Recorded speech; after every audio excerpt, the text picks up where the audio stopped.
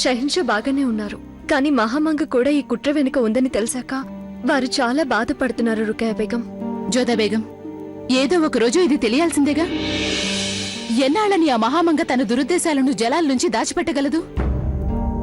ఆవిడ నేరస్తురాలే, శిక్ష అనుభవించాల్సిందే. అయినా ఈ విషయంలో జలాల్ అలా కలవరపడ్డం బాగోలేదు. అవును రుకయ్య బేగం, అయితే షెహన్షా మహామంగ గురించి చాలా గొప్పగా అనుకున్నారు.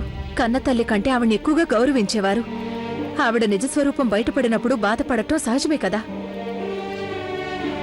వారికి కలిగిన బాధ మర్చిపోవాలనుకున్నా మరవలేనిది, కానీ వారు ఆ దుఃఖాన్ని మర్చిపోవడానికి మనం చేయవలసిన ప్రయత్నం మనం చేయాలిగా.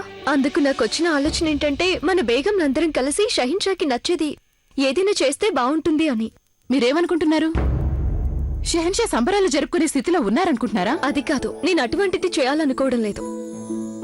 నేను అనుకుంటున్నది ఏంటంటే, దీనికి కేవలం కుటుంబ సభ్యులే రావాలి, సేవకులు దాసీలు కూడా రాకుండా ఉండాలి.